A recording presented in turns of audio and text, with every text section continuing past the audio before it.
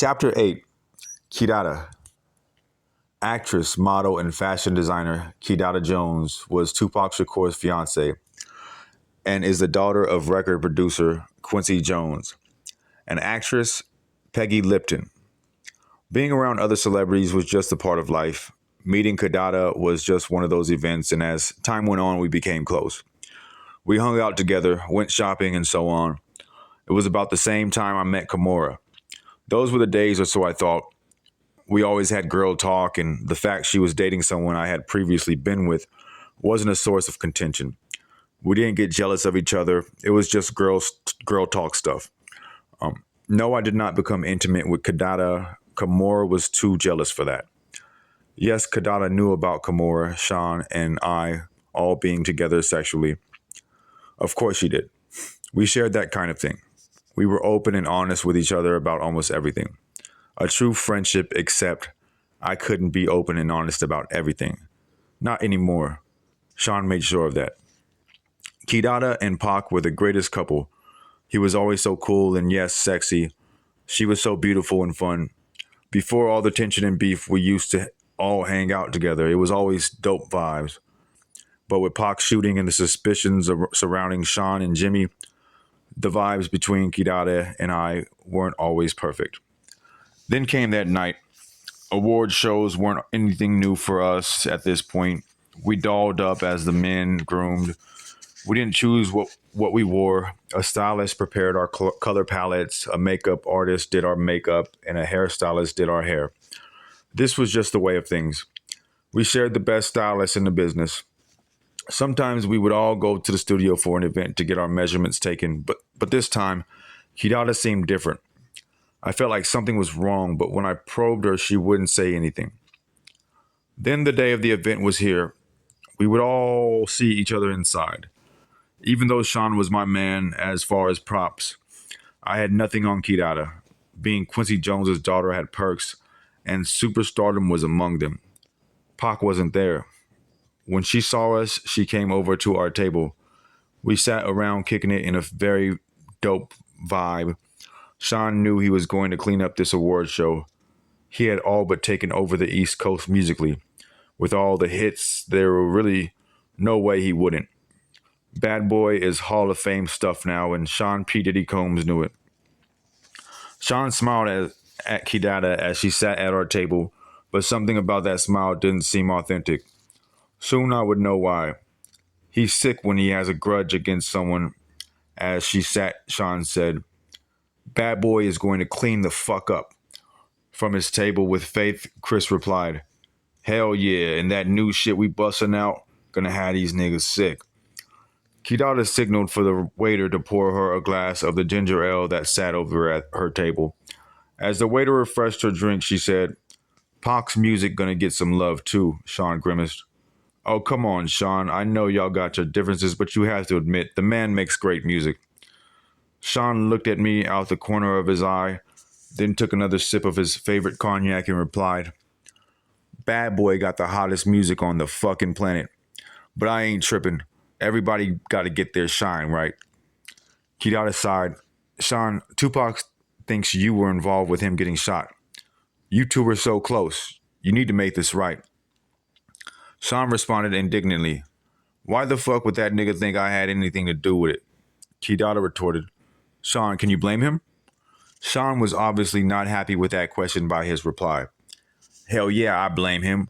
We had a good thing going, all of us. That nigga turned on me, and he has the fucking balls to blame me for his shooting. The indignity he managed to spew out while lying through his teeth was something I did not expect. I was thrown back for a moment before interjecting. Do we have to do this tonight? It's Sean's big night. Kimora heard the ruckus and made her way over to our table as well. She sat down and said, Hey, everybody, with that big dimpled smile. I smiled and replied, Hey. Kidada also seemed happy to see her as she said, Hey, what up, Kimmy? Kimora, never the type to hold her tongue, went straight at it. The whole place is bugging with the fact you're sitting here accusing Sean of having Pac shot. Y'all kinda, loud, she laughed. Kidada seemed embarrassed as she looked around to see everybody staring and whispering. but she wasn't about to back off. In fact, she doubled down. Anybody here not talking about it ain't real anyway. We all know Sean was behind it. Kimura forced a smile. Honey, we don't have to do this here. Kidada made it clear she was not to be silenced as she continued. Oh, let's not hurt the feelings of Sean Puffy Combs. He only had one of the most prolific rappers in the game shot. Sean clenched his hands into fists. If this was anyone else, this would have turned ugly. But this was Quincy Jones's daughter. Sean was a monster in the streets, well feared by men that knew, but he did not want any of the smoke Quincy Jones could bring. Kidada could continue with impunity. Sean could not touch her. Christopher and Mary, both wanting to defend the super producer that made them famous, both started to stand and make their way over to the table, but Sean signaled them off with a firm motion of his hand. They remained in their seats watching helplessly. Kidada seemed to be on a full rampage. You're not safe in the streets, Sean. You think you're untouchable? Kimura seemed almost red in the face when she grabbed Kidada by the hand, saying, I gotta go to the restroom. Kidada, not willing to stop, snatched her hand away, yelling, Let go of me. Kimura needed her to get a grip and said, sternly as a parent speaking to a child, mid-tantrum, Da. Kidada turned to her and yelled, What? Kimura nodded toward the crowded room and Kidada looked around. Here she deflated slightly. Kimura, now in control, spoke firm but softly. Let's go powder our nose. Kidada nodded with a grimace and gave a sharp look back at Sean as she walked away. As the tension slowly melted away, I asked Sean, You okay? Sean didn't reply at first. He looked around, saw that no one was really paying attention now that the ruckus had died down, and stood to get the pitcher of ginger ale from Kidada's table. He poured himself a drink from it, looked around again, saw no one was paying attention, and put the pitcher under the table. What was he doing? Then I heard the distinct sound of liquid being poured into liquid. Oh my God, is he peeing in the pitcher? He smiled at me as he brought the pitcher back from under the table and finally replied to me, I'm good. He then stood and returned the pitcher to the table. I was in awe. I knew he had a bad temper, but this was disgusting. I'll never eat or drink something after we have an argument again. Kidada and Kimura made their way back to Kidada's table to sit as Sean watched on quietly. Sean made small talk. Which songs do you think they'll give me for awards for? As Kidada poured her drink, Sean's bodyguard made his way over to the table. I think he stopped her from drinking as everyone else just sat and watched.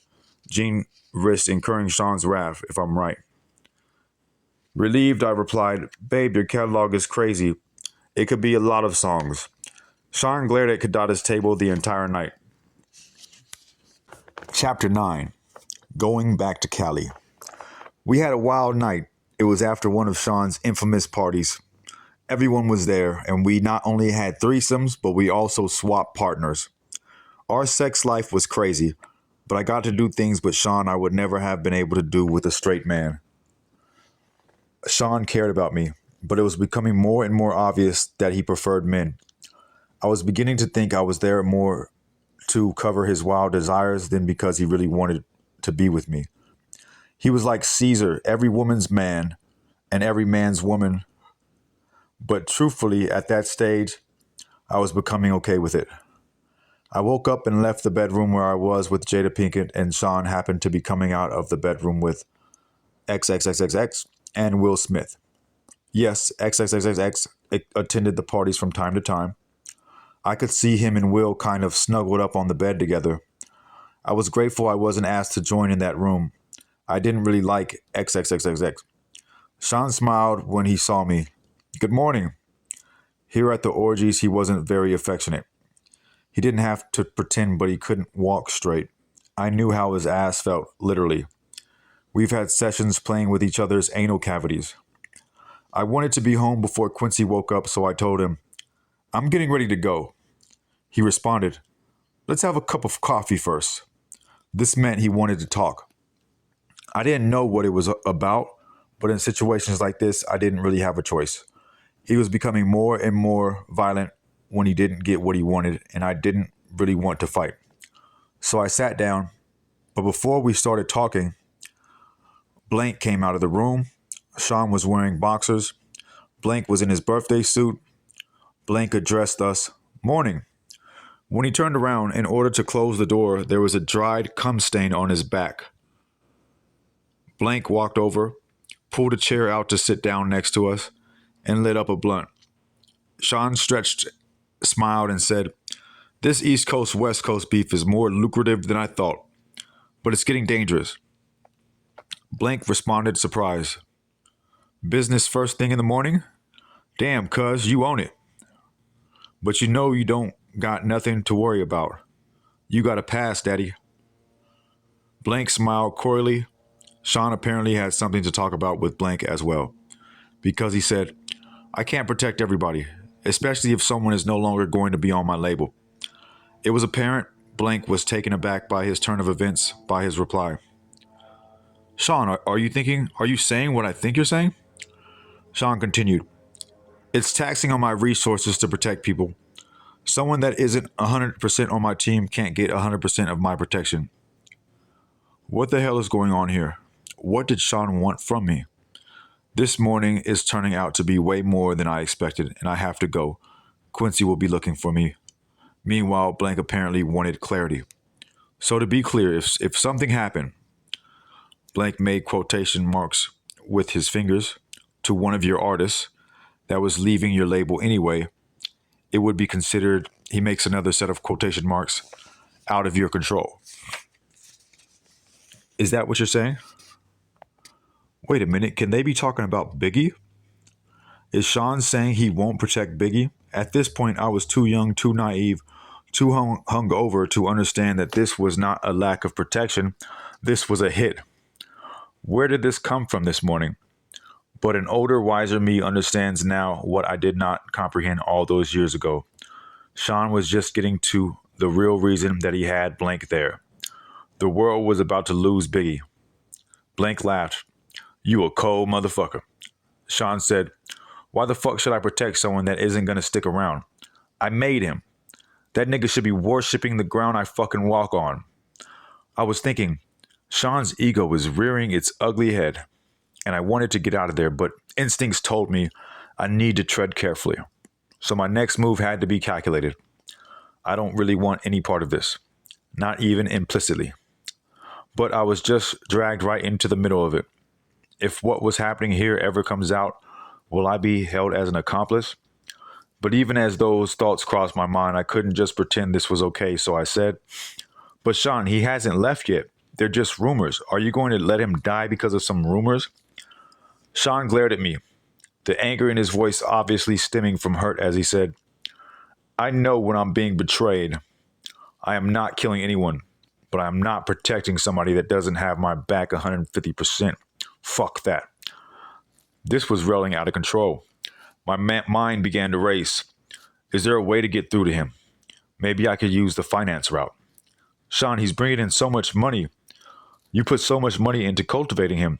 Are you going to throw away all that money?" That's when he revealed how thought out this meeting really was. "If he leaves, he takes all the money I invested into creating him," Sean sighs. "But if he can't protect himself and something terrible does happen, then the money I would make off of his death would blow away all the money we made so far." I was perplexed.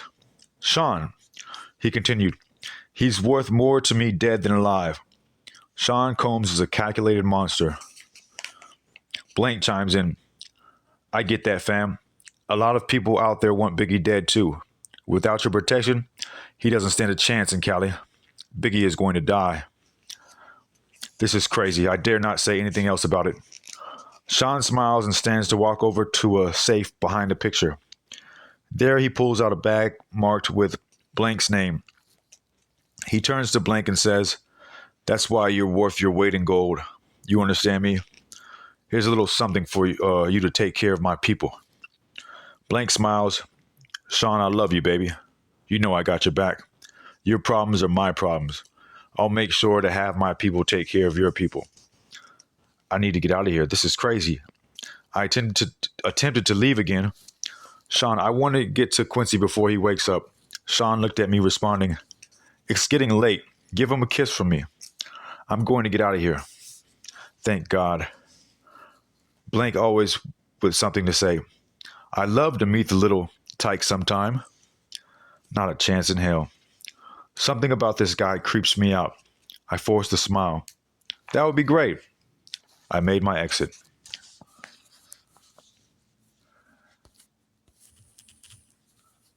Oh, what is it? What the fuck?